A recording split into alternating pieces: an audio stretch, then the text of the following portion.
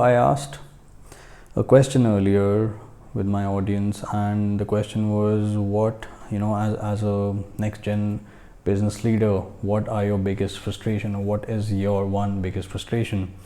And one of the questions that I got, was pretty repetitive in some form or the other, was how to convince the previous generation, which is the elders, into the new methods, into new ideas, into new methods of investment. And I think that's a great question. That is something that we all as the next gen in the business have. We enter the business, we join the business, and we've all felt this rush of new ideas that we come with, and we just want to come in and implement the new ideas.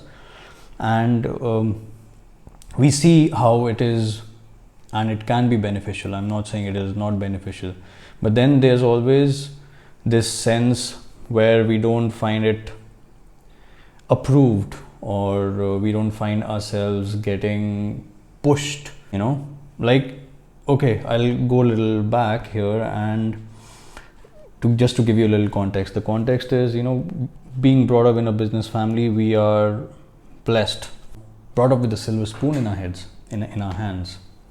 So, it's something like we ask for and we are delivered. We ask for something and we are delivered. We ask for something and we are delivered.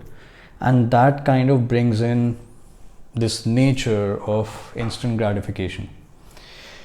That apart, we are the next gen in the business. We are working for 1, 3, 5, 7, 10 years in the business. And now we have these new ideas that we would like to execute. How do we convince the previous generation to do that? Now, here the thing is, we don't need to convince them. What I am of the opinion is, our work and our performance will speak for our ideas. So to answer this question in one short sentence, I would say, how has your performance been? And have you been building up your performance? Have you been building up your projects, so that the elder generation does not require any such convincing to begin with? And how it starts with, it starts very early in the business. Maybe you're 1 year or 2 years or 3 years in the business. What I will highly recommend is, take on small projects, which are easily digestible, that are easily attainable, that are easily achievable. Take on those projects, fulfill on them. Then take on a bigger project, fulfill on that. Then take on a bigger project and fulfill on that. Now, what will happen then is, you will have a track record of being a performer in the company. Right now, you are just the owner's son right now. So when I say right now, I mean, when I joined the business, I was more of the chairman's son.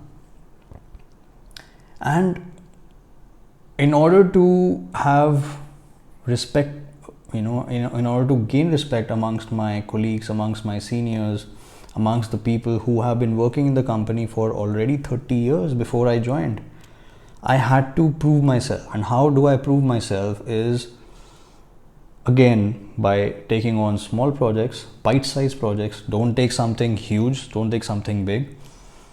Take on bite-sized projects, fulfill on them. Then take on a bigger project, fulfill on that. Take on a bigger project, fulfill on that. And once we have that track record, people will cheer for you. And they will have this mutual trust in the next gen, which is what we need to develop. And this is not developed overnight, my friends. This is developed over decades.